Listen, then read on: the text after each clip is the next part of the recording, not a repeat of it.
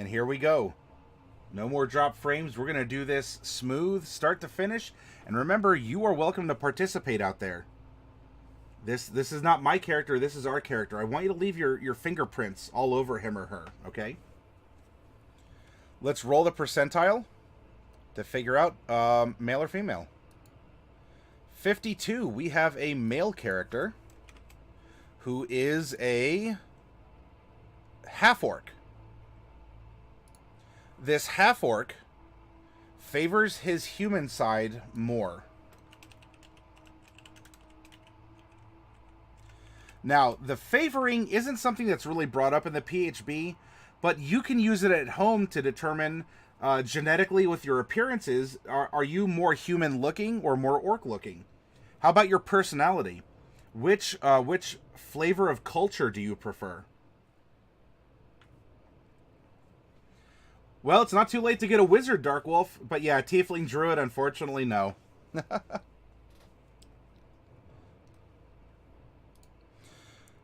He is of the alignment 1072.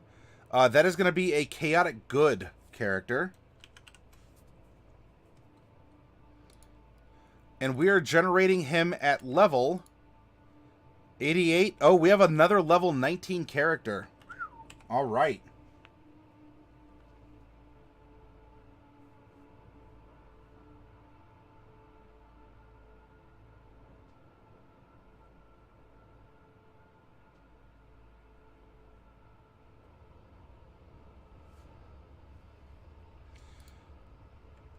Of the 5 stat bumps that he's getting, we're going to roll a percentile and find out how many of those are going to be feats.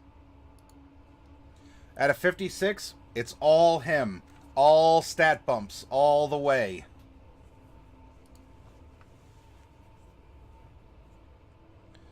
His background is number 11. He is a sailor or a pirate. And of course that means that we get the background feature of either ship's passage or a bad reputation. Also over here, we are medium-sized and can speak Common and Orcish. Okay. There's no real special origin for a sailor or a pirate. I guess you could say that that's your origin. It's either or. So we're going to roll 2d8 for personality traits. 4 and 8, and then 3d6 for a bond, flaw, and ideal. 1, 2, and 1. Okay, Dark Wolf, are you ready? It's time to hit that golden D12 and figure out what class are we going to be rocking. Are we going to have a half-orc wizard? Are we going to have a bard? So far this week, we have generated very classic like core D&D classes, right? Fighter, cleric, or I'm sorry, fighter, ranger, cleric, rogue. What's our 5th one gonna be?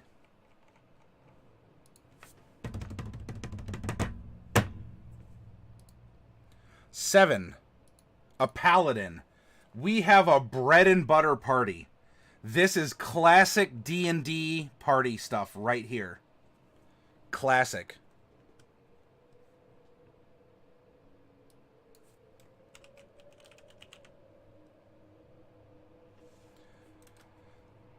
Paladins get a fighting style and an oath that they follow. Right here. There are three different oaths. So we're going to generate a 3-sided die and figure out which one.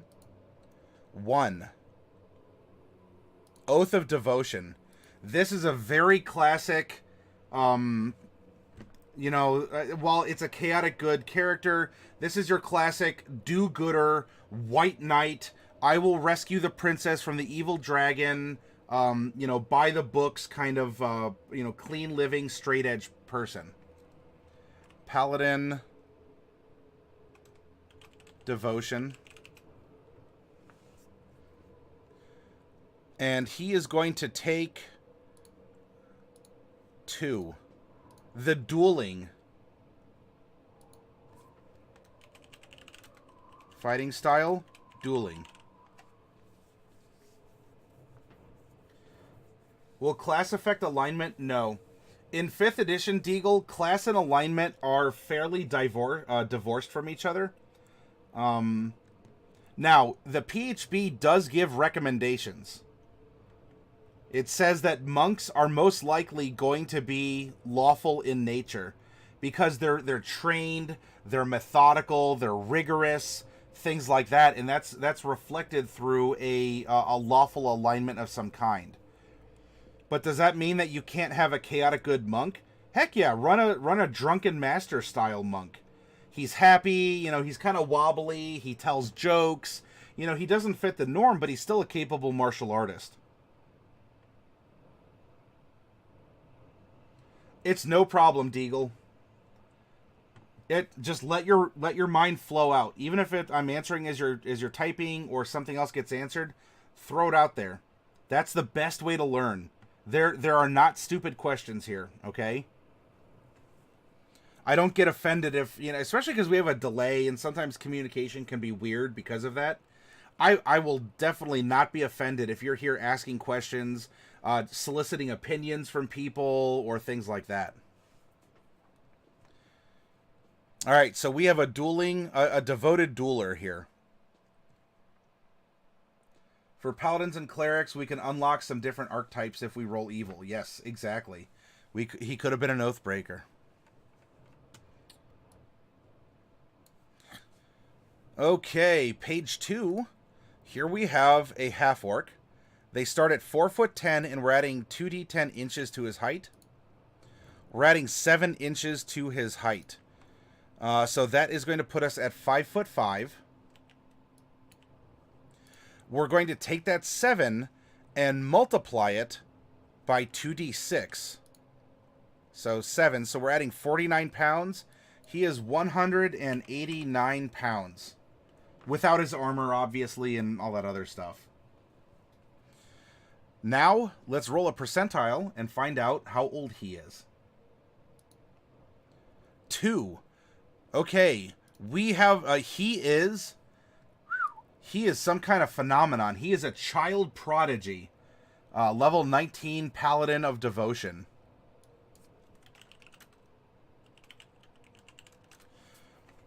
So we look at the child prodigy chart here, and we cross-reference it with a half-orc. He's going to be between 10 and 15 years old. So we're going to roll a d6.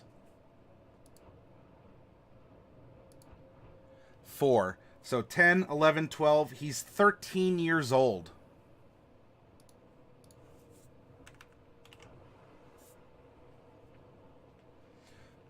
Another paladin, but this is the first paladin of this week. Although diadems, we kind of made a paladin with our cleric because he was a noble, or like a noble knight cleric. 13, and he's already made this oath. I wonder, you know, let's explore him for sure. You know, what's happened, especially as he's a sailor, like he has this background. Maybe he found something that kind of like bestowed the you know, an old soul upon him, right? Sailors carry around trinkets, and we can randomly roll what his trinket is. Maybe over the course of sailing, we had someone who is a lowly deckhand come across something that contained knowledge, and when he opened it, it bestowed this old, you know, this fallen warrior's knowledge and skill on the lad. And so he quit sailing, and he's going out to fulfill some kind of a story. Eh? Alrighty, that concludes the random number generation. Dark Wolf, you're imagining a chubby-cheeked orc boy with misfitting armor? Yeah. Maybe he had to salvage stuff together, quite literally. Like, he just salvaged pieces that were dredged up from treasure hunting or things along those lines. You know, he had a really rough start. This is going to flash a little bit. Bear with me. Here's Sailor. Athletics and Perception are the proficient skills. Not advantages, tools navigator's tools, and vehicles, water. Which is good, because this campaign setting is going to have a lot of water. Right? A lot of water.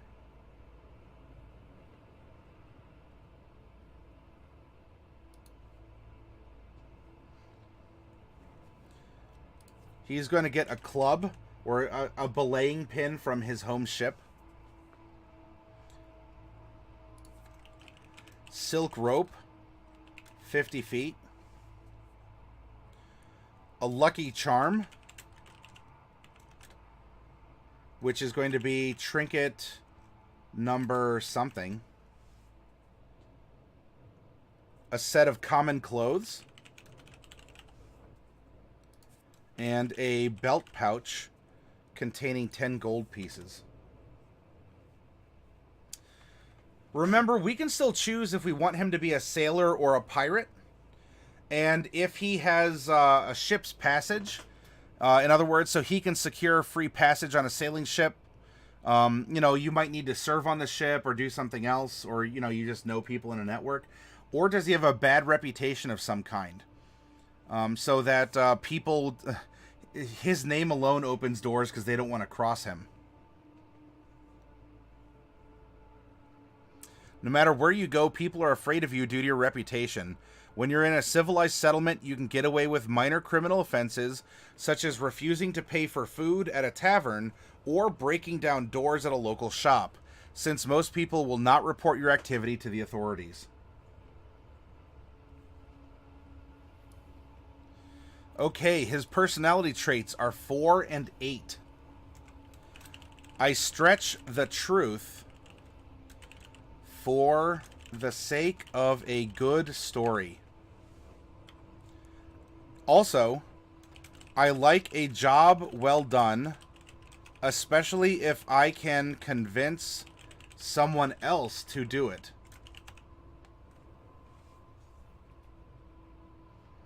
This is probably a little bit of that chaotic or that impulsiveness to his character. His ideal is number 1. Respect. The thing that keeps a ship together is mutual respect between captain and crew.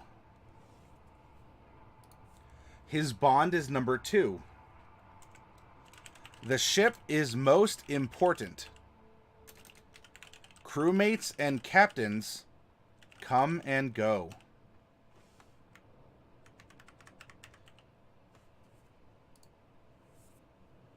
Yep, we have a Tom Sawyer, Dark Wolf.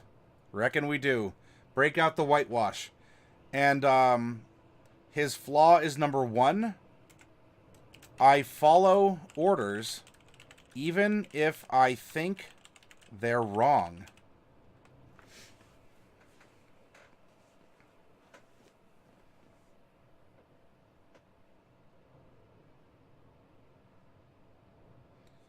So he does have some loyalty. And it seems he follows the orders because he wants to benefit the ship, not necessarily... Well, I don't know. See, his personality is kind of bridging these concepts. I think maybe he just wants harmony. And yes, he's shirking work, kind of like a Tom Sawyer character. But he seems to be doing so probably because he's doing something important, right? Because why is he going to swab the deck when he can be healing people beneath the deck?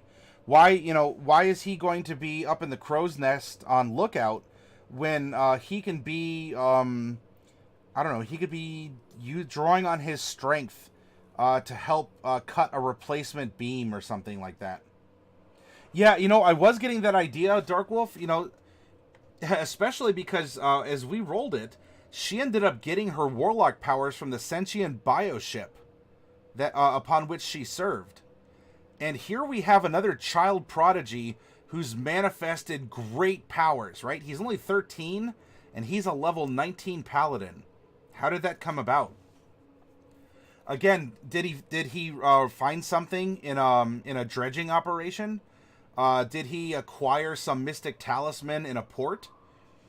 Is this ship also able to confer power and blessings and guidance? Are we seeing kind of a meta, I guess, of in this whatever this Twitch world that we're creating, where there are just these vessels that can choose members of their crew to share their power in order to help maintain them and keep them functional and living in the world? Does that sound good? Does that sound compelling? Do you like that idea? Or are you saying, nah, that worked for the Warlock, I don't think it works for the Paladin too well? Because, let's face it, a Paladin's oath isn't that far removed from a Warlock's patron, like the oath to the patron. Deagle, Oath of Conquest, Oath of Vengeance, or Oathbreaker. I think all work here, and if it's a manifested power from a slain Paladin or artifact, it'd be fun to explore the Oath of Vengeance. Well, Deagle, we did roll that this is it's a devotion oath. It's a Paladin of Devotion.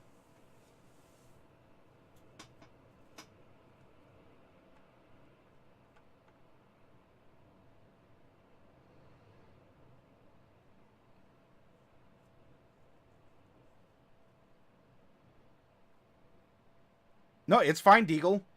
I appreciate your contribution and your creativity.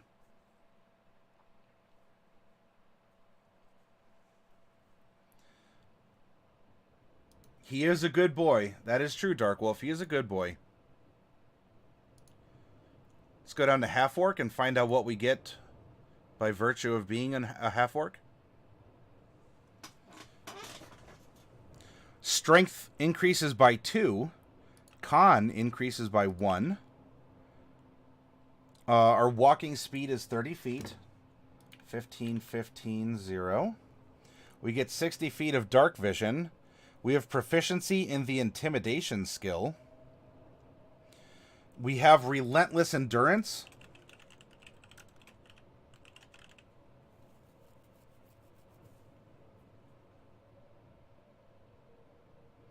And we get savage attacks.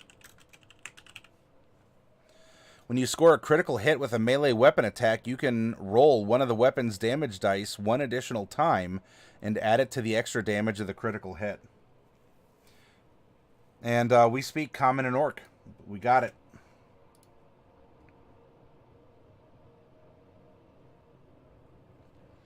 That was easy. Half-Orcs are fairly straightforward. Now, we're going to collapse this and go down to Paladin. Speaking of a Half-Orc Paladin, bada boom.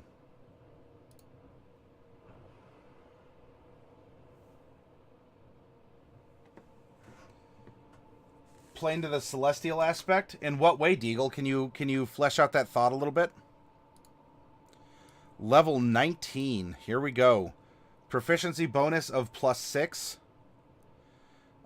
We know we have some spell slots of 4, 3, 3, 3, 2. 3, 3, 3, 2. No cantrips. Paladins do not get cantrips normally. Their cantrips are their smites and other things, honestly.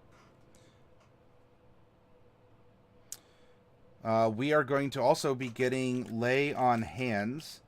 We're 19th level. So that's going to be 95 hit points.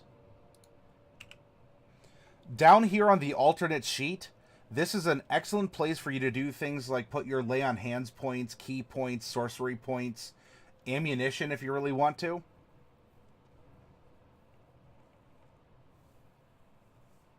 An angel has blessed him with his powers, and he's now guiding him to his righteous future. That could very well be Deagle. That's true. It doesn't have to come from an item MacGuffin type thing. He could just be blessed. He could be the subject of a prophecy. He could. There's a lot of different ways that we could invoke this character. And this is why I love generating characters at different levels and in considering age cycles. Because think about it. How different would this paladin be? Or how different would the world in which this paladin exist if we didn't have a 13-year-old epic level paladin? what if I describe this, even as a half-orc, what if I describe this as a middle-aged, 49-year-old paladin, half-orc? Would the world have lost something? Think about that. How minor changes can have a big influence on not just the creativity of the character, but that character's impact on the world. Because by the simple virtue of a level 19, 13-year-old half-orc boy, paladin, existing, we are manufacturing world-building content. Not that the other characters haven't also built parts of the world around them, but think about this really unique circumstance. It might be a little bit easier to imagine, an adult bounty hunter who's an arcane trickster using magic to try and, make traps for people. It's not that it's a non-compelling character. In fact, it works very well. I think she's a cool character. But what does this character do for the world? An angel has blessed him with his powers and is now guiding him. Oh, no, I'm sorry. I reread that, Deagle. Okay. Paladins are a D10 hit die class. We get 19 of the suckers because we're level 19. Maybe his father was a paladin and passed away. He wears his dad's armor and is loyal to the ship because of the memories of his father are linked to the ship. Oh, I got you, Dark Wolf. Or he could be trying to retrace the, he could be trying to relive or retrace his father's footsteps or something along those lines. Yeah, that could very well be.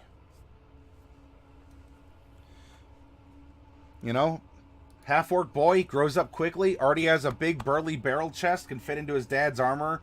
He could probably fit into his dad's armor since he was 10 or 11. Maybe. I don't know, it's our world, we'll do whatever we want. We don't have to make excuses. All armor and shields. Simple and martial weapon proficiencies. No tool proficiencies. Wisdom and charisma saving throw proficiencies. And then we get to choose 2 from athletics, insight, intimidation, medicine, persuasion, and religion. Well, we already have intimidation and athletics.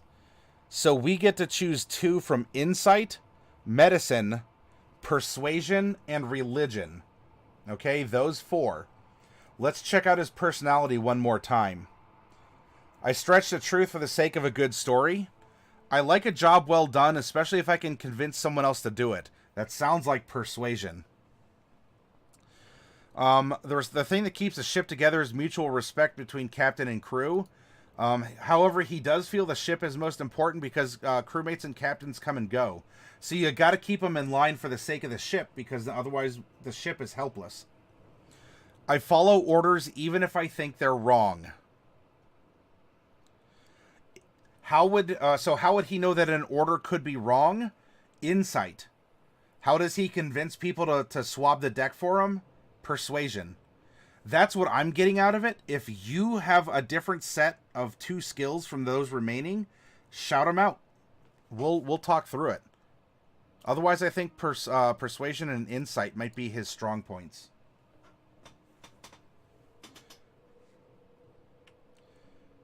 Now, equipment. He is going to get a shield and some kind of a martial weapon. As he is taking the dueling fighting style, if he is wielding a weapon in one hand, he can have a shield in the other. But if he's holding a weapon in one hand, he gets a +2 bonus to damage rolls with that weapon. So that being said, I want to throw that out there for you all. What kind of a martial weapon do you see this character using? A battle axe? A flail? A longsword? A morning star? For some piercing damage. A morning star is a mace with spiky bits. A rapier? A scimitar? A short sword? Does he fight with a trident? Ooh, kind of nautical, right? Does he fight with a trident? Shield and trident fighter? Does he fight with a war pick? Ooh. So I mean, think like a pick hammer, except it's a little bit sleeker and it's meant to pierce helmets, right, and armor. Does he fight with a war hammer? Or does he fight with a whip?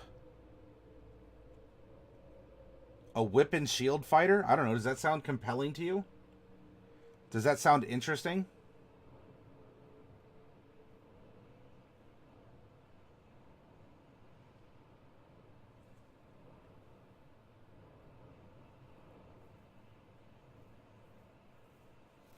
Which one-handed weapon do you think we should give him?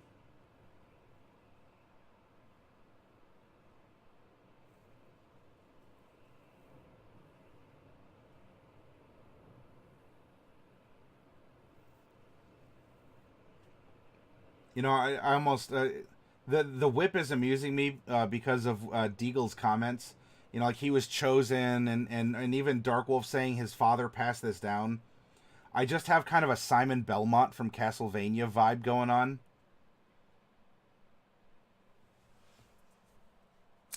Diadems, we're looking for a one-handed weapon.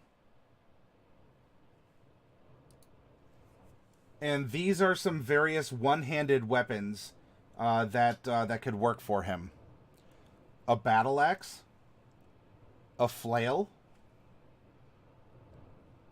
a longsword, a morning star, a rapier, scimitar, or short sword, a trident. You know, so a three-pronged fork. Poke, poke, poke, poke, poke, and even throw. A war pick. So think like a rock pick or a mine pick, except this one's a little sleeker and meant to puncture people, like kind of like a can opener. A war hammer, or a whip. He could be a whip and shield fighter. I mean, not fighter. He could be a whip and shield paladin if we really wanted to. And when you asked that question, that's when I was musing. You know, Deagle's talking about kind of having this holy blessing, you know, fulfilling some kind of a righteous future. Darkwolf is saying that he's part of a family and this is passed on. And I'm just like, oh, this is the Belmont clan from Castlevania.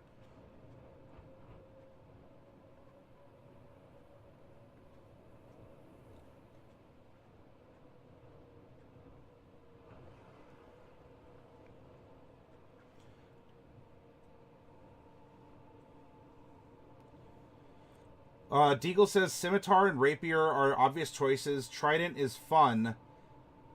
But have to balance the finesse. Well, finesse is an option. You don't have to use dexterity on finesse weapons. It's just that finesse can allow you to. Diadem's either a scimitar, battle axe, or a whip. So I'm seeing trident. I'm seeing 2 tridents and 2 scimitars. Is there anyone else out there who wants to either change their vote or be a tiebreaker?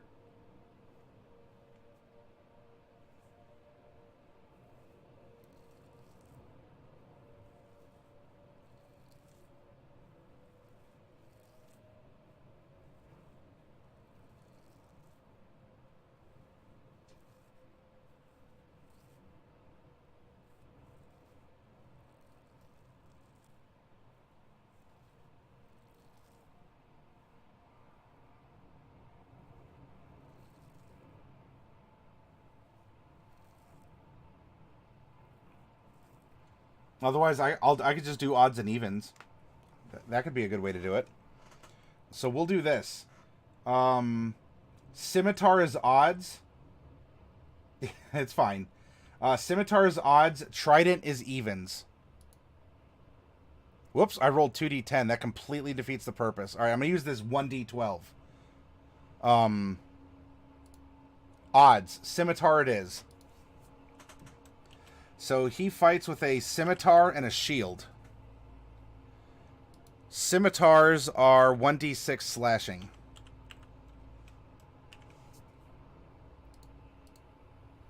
Club is 1d4, and we're going to add strength, and that is... There we go.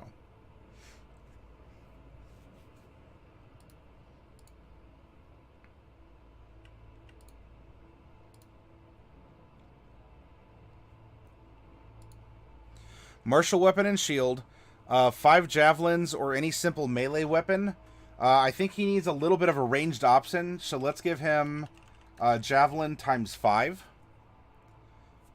If we're going with the fact that he has been blessed by this angel or something, and he is fulfilling a righteous quest, he's probably going to be carrying a priest's pack so that he can give offerings and thanks and conduct prayers.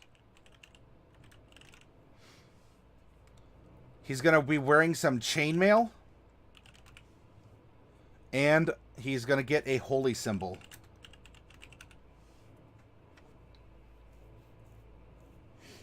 I notice that I almost always draw battle skirts when I draw plate armor.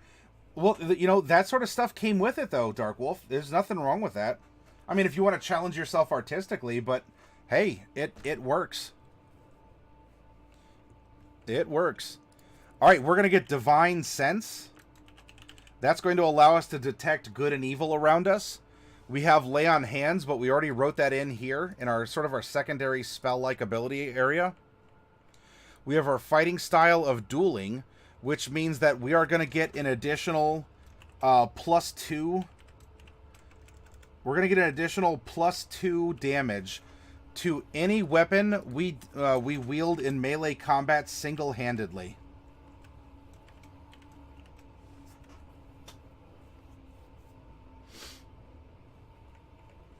Spellcasting, we'll get to it. Not yet. We got to get some ability scores first. All right, now we're going to be getting Divine Smite. We can channel our spell slots to deal massive amounts of damage. Paladins are damage dealers. Oh my gosh. We also get Divine Health. We will get our Sacred Oath at level 3. That's going to be our archetype, and we'll get to that after we get our basic Paladin features installed. Extra attack. Aura of Protection. That creature gains a bonus to the saving throw equal to your charisma modifier. That's, by the way, that's really, really good. It is really good. Paladins and rogues together are really, really good.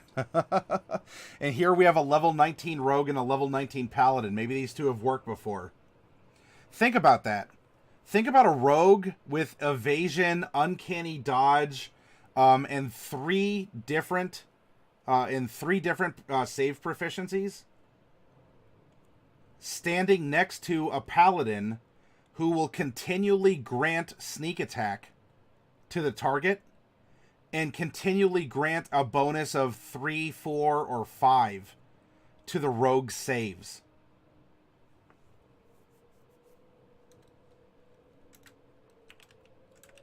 Aura of Courage. You and friendly creatures within 10 feet of you can't be frightened. Then we get Improved Divine Smite. You are so suffused with righteous might that all your melee weapon strikes carry divine power with them.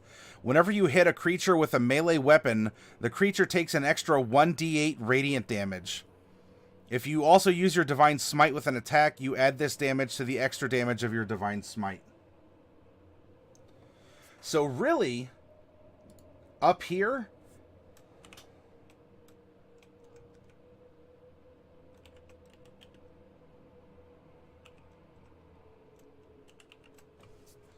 this is the formula.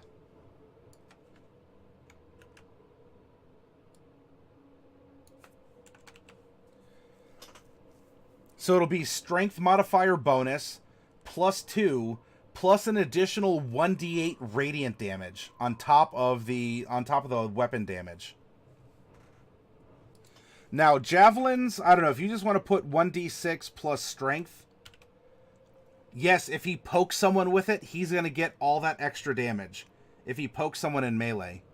But if these are intended to be ranged weapons, then he's not going to be able to do that.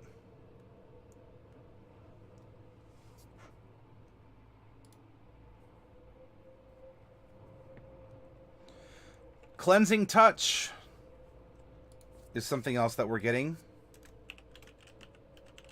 You can end effects on yourself or another willing creature.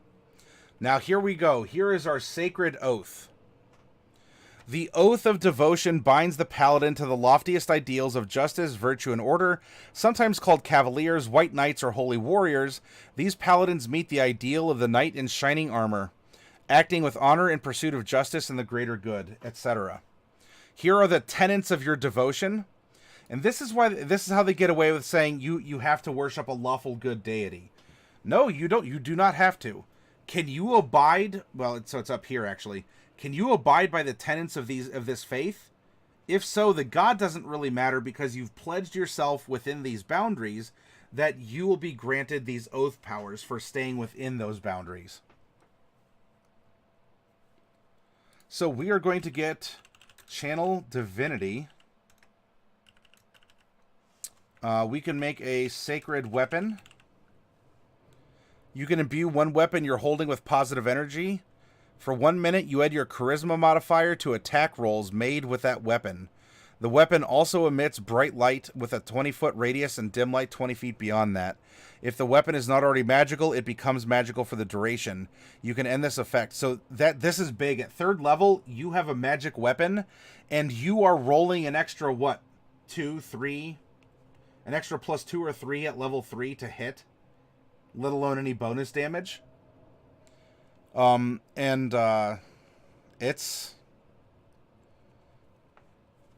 really good. Also, Turn the Unholy. As an action, you present your holy symbol and speak a prayer censuring fiends and undead using your channel divinity.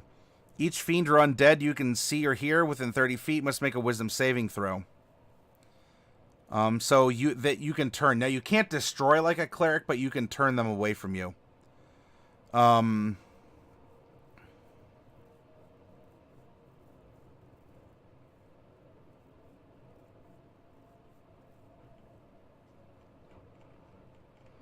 check something real quick here.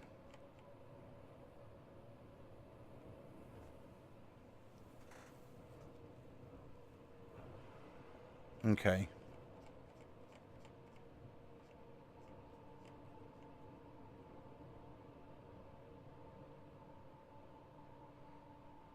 Yeah, then it recharges on a short or long rest. But you get to choose one of the 2 options.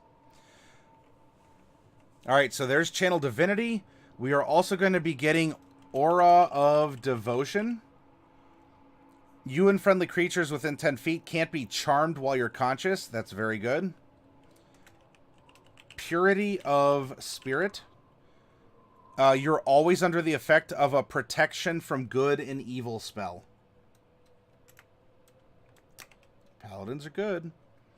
And we're just shy of getting our Holy Nimbus. At 20th level as an action, you can emanate an aura of sunlight.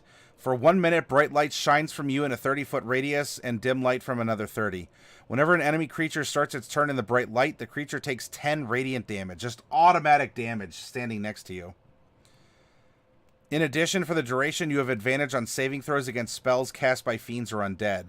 Once you use this feature, you can't use it again until you finish a long rest.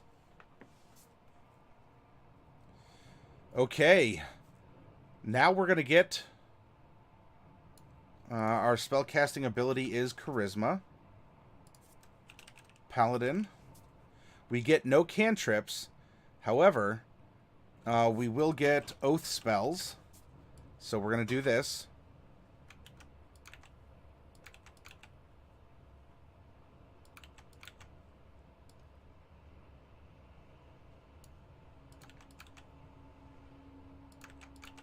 Here we go.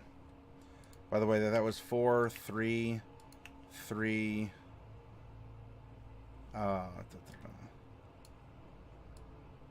4, 3, 3, 3, 2. That's right. Okay. Protection from evil and good. Sanctuary. Lesser restoration. Zone of truth. Beacon of hope.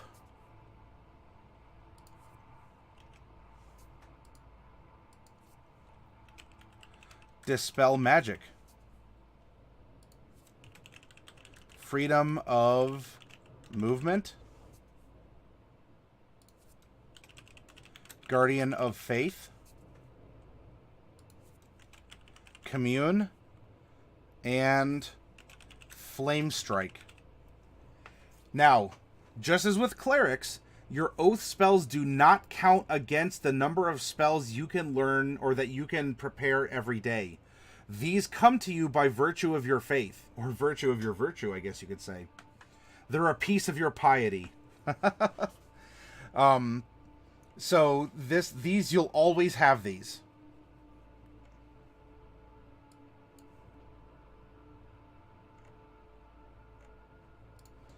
Now that we have a very good shell for our character, let's drop the engine into him and find out, like, really, what does he do? How good is he?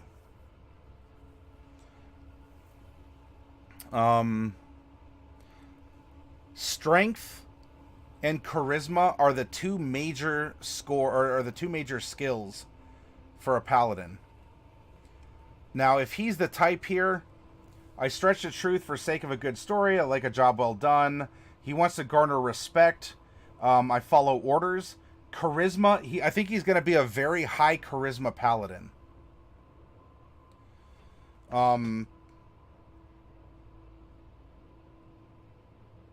In fact, I almost want to say he's going to be like a 15, 14, 13, 12, 10, and 8. I think int could be his dump stat, right? Because he's very social. Yeah, he's very social. Strong and social. I don't think necessarily that that he... Plus, look, he's 13. I mean, how much intelligence does he have, right? He just thinks he knows how to rule the world. If we do things this way, and you are welcome to provide an alternate stat spread at home, that would put his starting strength to 16, his constitution to 14, and he has the charisma at 16. Or, I'm sorry, at 15. If we do this now, we have 10 points to put into his various abilities and skills. 10 points. I definitely see him taking his charisma up. We could probably dump 3 points in on that and bring that to an 18. I think his strength should also increase. So we've used up 5. We could probably bump up his constitution to make him a little healthier. So he has 3 points left.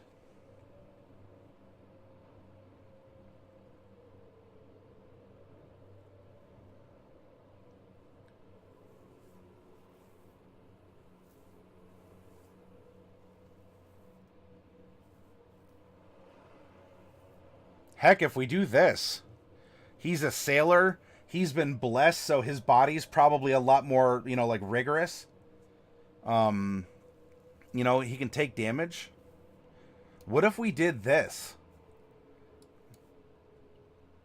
We'll put, of the 3 points remaining, let's put 2 in con. And now you say, oh my gosh, what the heck are we going to do with this one stray ability point? It's going to make me itch forever, knowing that I can never do anything to increase that to get another mod, another ability mod out of it. That may be you can't get a mod, but Constitution and Strength scores have mechanical benefits to the game. And so in this case, maybe we pop that one stray one here so that he can haul, carry, push, pull, drag, lift just that much more weight. That's going to give him a 4 strength, 4 con, 4 charisma, 1 wisdom, -1 int, and a 0 dex.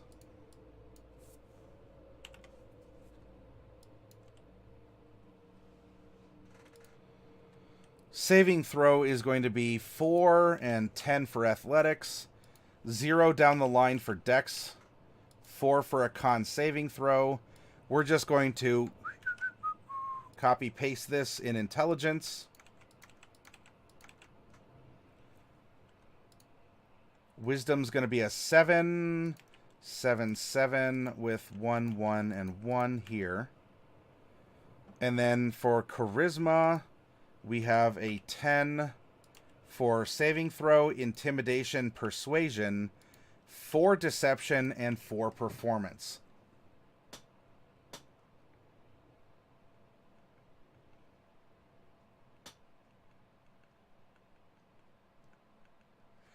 Passive perception is going to be a 17. 10 plus your perception modifier. So he's rather observant.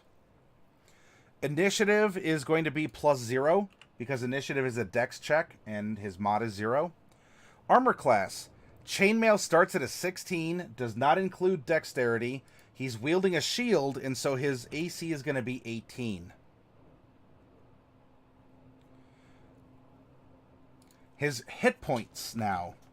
At level 1, he gets the full 10 of his hit dice. However, for all 18 levels beyond that, to make him a level 19 character, he gets half +1 of his hit die. So in other words, 6.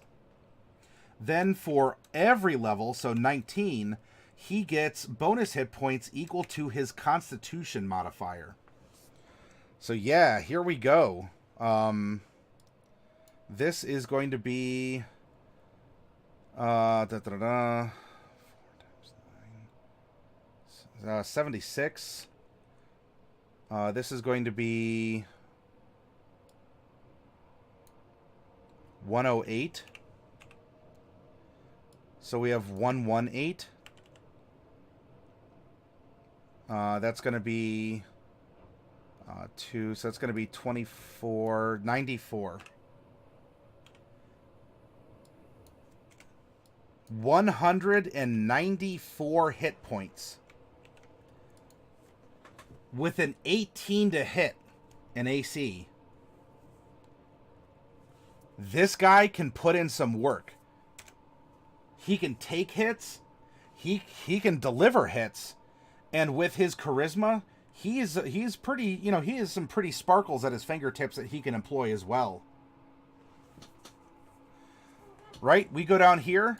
If he's attacking with a paladin spell, that is going to be his charisma plus proficiency. He's attacking with a +10. And to try and resist the effects of his paladin spells, you need an 18. I mean, if I was your DM, I would need an 18 for my goblin to resist your spells.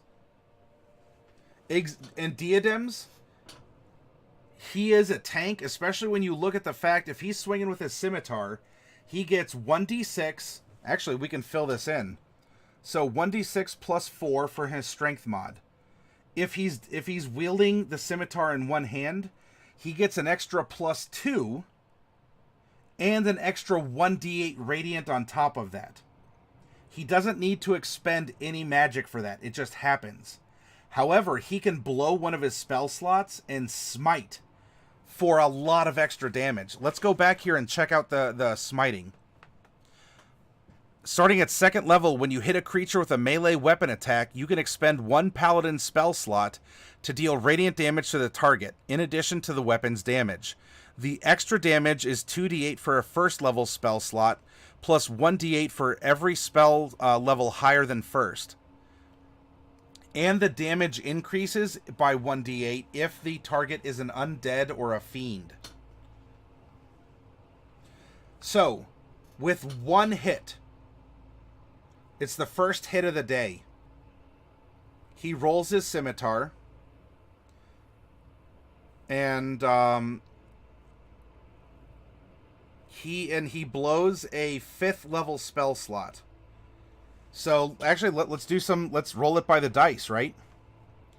He is going to be getting 5d8 from the smite. Technically 6d8 because of his latent ability. This is 68.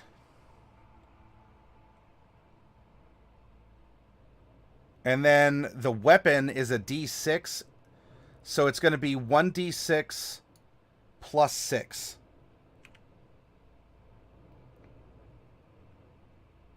So if you're ready, a paladin can do this twice in combat at this level. So he hits and deals 12 damage with his scimitar, plus an additional 31 damage with his smite of radiant damage. So with one swing, he just dealt 43 damage. And if this was a skeleton or something he was swinging on, right? So we're at we said we're at 43. I'm at 47 damage. Most of that radiant damage to an undead or fiend by blowing one 5th level spell slot. Which, by the way, this is why a lot of people multi-class paladins with sorcerers or something. You get more spell slots. But that's kind of meta character optimization, and you better have a good reason for that to happen.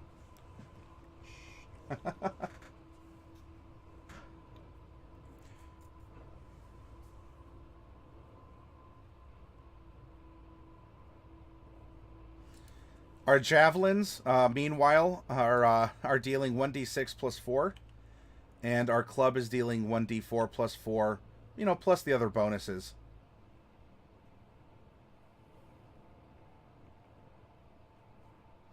I think we have a good boy. We have a sailor on our hands whose winning smile can win a passage aboard any ship that he chooses.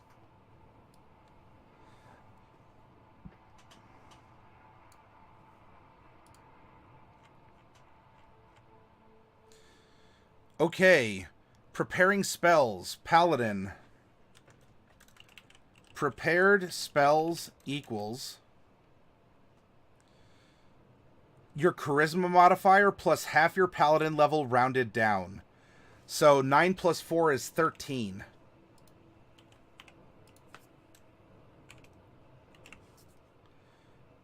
Sorry, I'm filling in some other stuff from page 1. Lay on hands is 95. There we go. On top of our oath spells, which are guaranteed to us, we can prepare 13 other spells in slots we have available. Okay?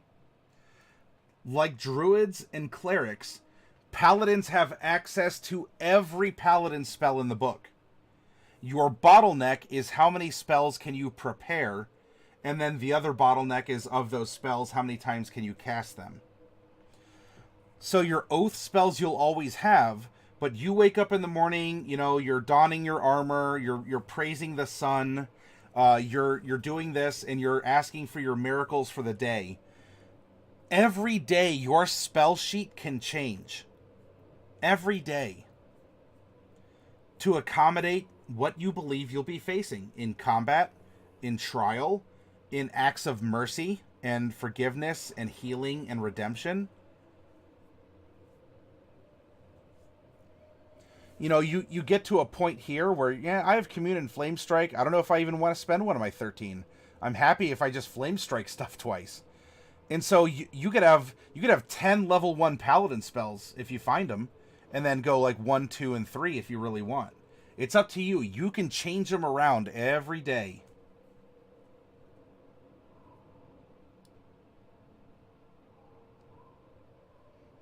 And if we're really sassy, he'd probably take the Find Steed spell, and we can give him an animal companion to ride into combat.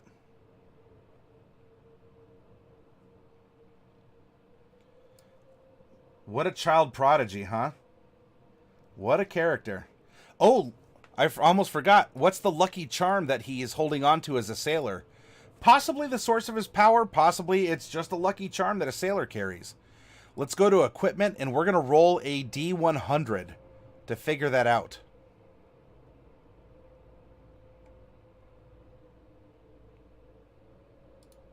Here we go. You ready? 9. A rope necklace from which dangles 4 mummified elf fingers. Ooh. What's the story behind that, huh? What's the story behind that? A rope necklace from which dangles 4 mummified elf fingers. Does that have anything to do with this angelic spirit granting him power? Is this just a morbid trophy taken from another sailor? What is it? What does it mean to him? Elves taste good to orcs. It could have been a hand-me-down from his dad, a lot like the armor. That's true. That is very true.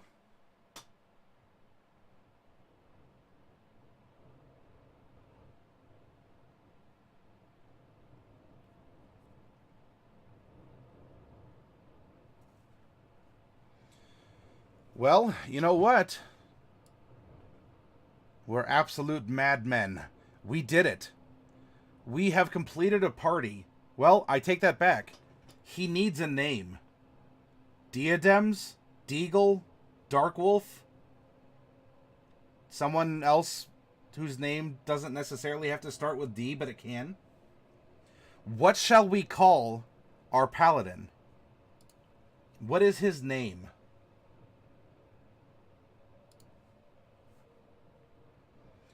He does favor his human side, so maybe he has a human name. He could still have an orcish name. Does he even go by his old name, and he's known as this manifested name? You know, this name of Eld. This name of Yor. Or maybe he forsook his old name and gained his oath name. You know, I'm no longer, Zigzag Eektuk, the orc. I am, etc., and so on and so forth.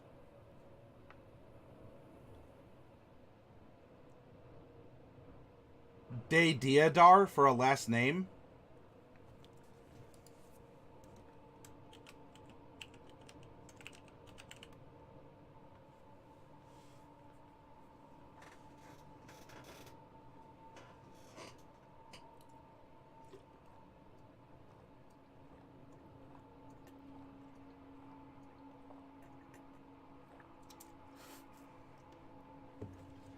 Does he have a first name?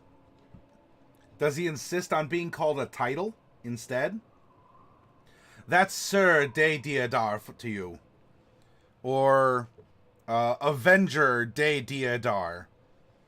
Or does he just go by Hank? I'm Hank Dei Diadar.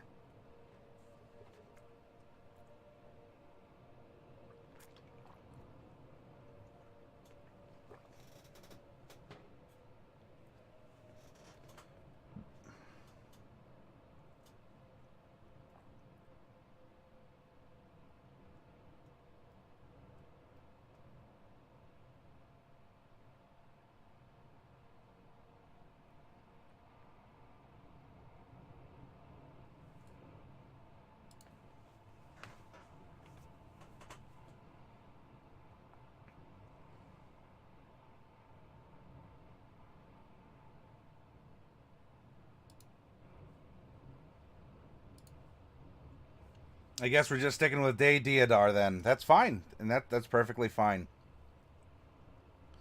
Cool. We did it. Look at that. We have our 5th character. So we have Terra Inferile. Our female tiefling champion fighter, acolyte background. Pemdes, a fake Pebkak. A neutral evil, he was raised by Drow. A neutral evil male high elf hunter ranger, also with an acolyte background. We have Drago Vanderzan III, a lawful good male human cleric of light, with a noble background. Then we have Kirmes Igneo, a lawful good female red dragonborn arcane trickster rogue, who is a bounty hunter style outlander.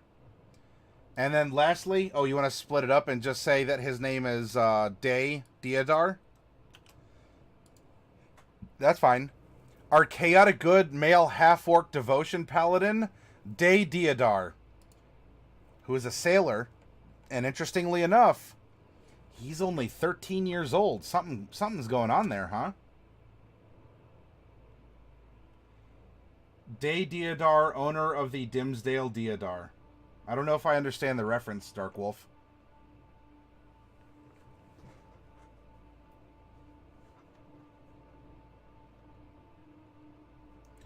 But here we go. Here's our party. You want to look at it in basic terms? Fighter, ranger, cleric, rogue, paladin. You want to talk about a bread and butter D&D party? I mean, you could argue, well, there should be a wizard. I understand. But we have, I mean, the cleric certainly is filling in a magical role as well. Because he's not just a cleric of healing. Light clerics are all about fireballs and explosions. I mean, we may as well have made Megumin as a cleric.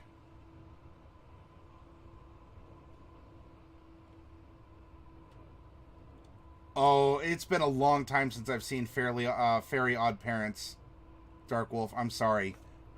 Over my head.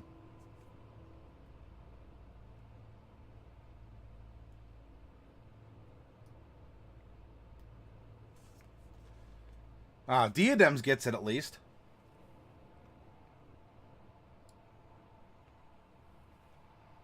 And so here we go. Here's our party. I think it's awesome. And I'm looking forward to making this campaign with you all tomorrow on Saturday. Putting this campaign up is going to be... oh, yeah, thank you, Dark Wolf. The way that we're going to be doing the campaign, right? 2 weeks ago, we did what was called the midpoint method.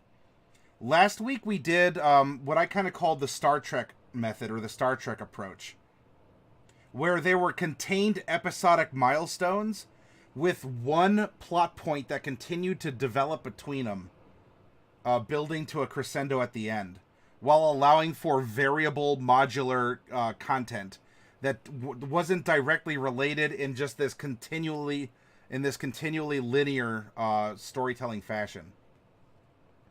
And I'll show you a little bit of ankle for tomorrow. What I want to do is go through a campaign method which is more akin... It might be a rarer circumstance for you as a DM to be able to have this opportunity. But if you have a lot of players that just love to be along for the ride, and you have one player who is very bold or go get 'em, or that you want to feature and encourage, you can do almost like a novel writing style approach to a campaign, where you have one of your PCs is in fact the leader of the group, and everyone else is there to support the leader. And you may find that you'll have D&D groups that are like that. Not all players want the spotlight. Not all players want to make those life and death decisions. A lot of D&D players are just happy to play, or even if they're normally a go-get-'em type of person, they want to play a laid-back character. Or they just want to, have a little bit more relaxing role, so to speak. Or they don't mind playing the side character this time because maybe they were the lead character last time. And so what we're going to explore next week with this party is, and I guess it's good, it's kind of a classic D&D party setup, is a very straightforward, almost like you're writing a fantasy novel style campaign. And I hope you enjoy it, and I hope that you'll join me to help me write this outline in this style with the presumptions that we've put forward. I'm going to get up and walk around. I'm going to take a little bit of a break. I think I'm going to get a nice big pitcher of ice water. And you know what? Hey, it's Friday night. You know, the night is still young. If you guys want to talk D&D, we can do so. If you're in the mood for a little Vampire the Masquerade Bloodlines, you want to sit back and kind of come along on the journey with me, I'll play some Bloodlines. It's been a while. I think it's been at least over a week since I've played. But that's because this comes first. Like, you guys come first in our community and what we do here. I'm not trying to bait it out and say, yeah, come on, please. I'm looking for an excuse. Anyway, 5-10 minutes. Get up. Do what you got to do. We'll come back and see what happens.